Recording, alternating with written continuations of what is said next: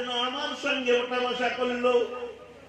যে ব্যক্তি দুনিয়াতে আলেমের সঙ্গে বসবে, আল্লাহ নবী সাল্লাল্লাহু আলাইহি ওয়াসাল্লাম বলেন কিয়ামতের ময়দানে সে আমার সঙ্গে জান্নাতে তার বসার সুযোগ হবে।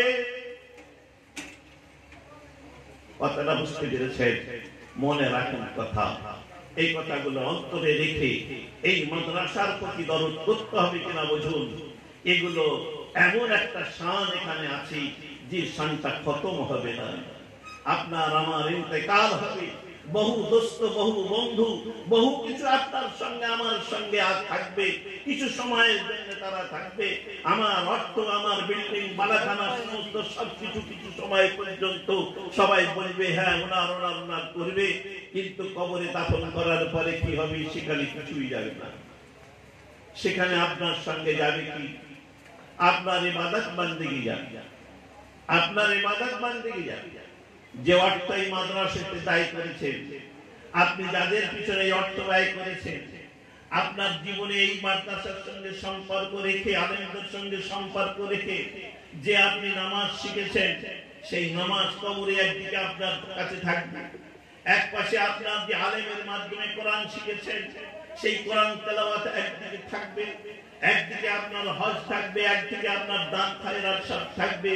সমস্ত ইবাদতগুলো মুর্দাকে দাফন করার পরে চতুর্দিকে সব ঘিরে থাকবে, কেউ আপনার সঙ্গে থাকবে না।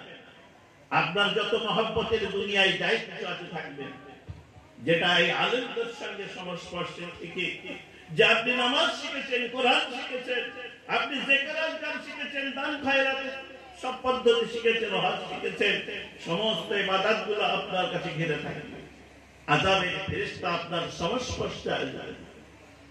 কথা বুঝতে পেরেছি ভাই? তাই সেই জন্য আমাদের সম্পর্ক এখানেই রাখতে হবে। আপনার এখানে ইন্তেকাল হয়ে কবরে যাওয়ার পরে প্রমাণ করাতে হবে, প্রথমে মান রব্বুকা, তোমার প্রভুকে প্রমাণ করো, বলো, তোমার নবীকে বলো।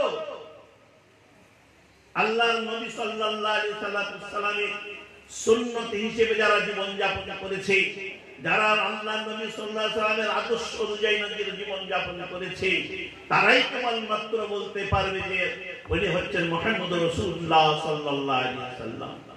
যারা আল্লাহর হুকুম মেনেছে, আল্লাহর হুকুম আদেশ যারা মেনেছে, যেগুলো নিষেধ করেছে সেগুলো যারা মানে সেইগুলো মেনে চলেছে, আল্লাহর সব হুকুম আহকাম নিয়ে নিজের জীবন বানিয়েছে, সেই বলতে পারবে আল্লাহ হচ্ছে আমার প্রভু।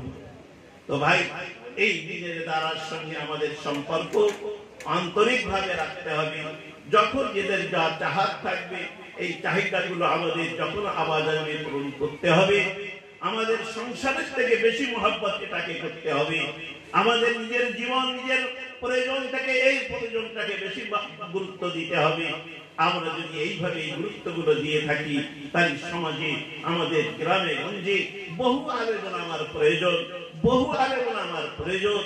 আমাদের গ্রামে দেখলে দেখা যায়, পার্শ্ববর্তী গ্রামগুলো খুঁজে খুঁজে দেখে যে হয়তো একটা কি দুটো আলেম আছে, কি একটা কি দুটো হাফেজ আছে, কিন্তু সেখানে ৫,০০০ ছেলে পেলে রয়েছে, মানুষ বাস করি, তার মধ্যে একজন দুজন আলেম, একজন দুজন হাফিজ। আমাদের অসংখ্য অসংখ্য মেহনতের দরকার, অসংখ্য অসংখ্য মেহনতের মাধ্যমে এই তালিম, এই ইলম তাদের কাছে পৌঁছানোর দরকার।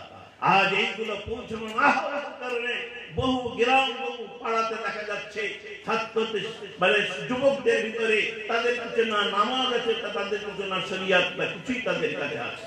তারা বাপকে মারছে, তারা ভাইকে মারছে, তারা গুন্ডামি করছে, তারা নানান ধরনের অন্যায় অত্যাচারের মধ্যে তারা লিপ্ত হয়ে জীবন কাটাচ্ছে। এই সমাজকে যদি আমরা সুন্দর করে না তৈরি করতে পারি, তাহলে আমরা যারা সমাজের বড় নেতা, লিডার, আমরা যারা সমাজকে পরিচালনা করি, সবাই আমরা দায়ী হব। আল্লাহ আমাদের সকলকে তৌফিক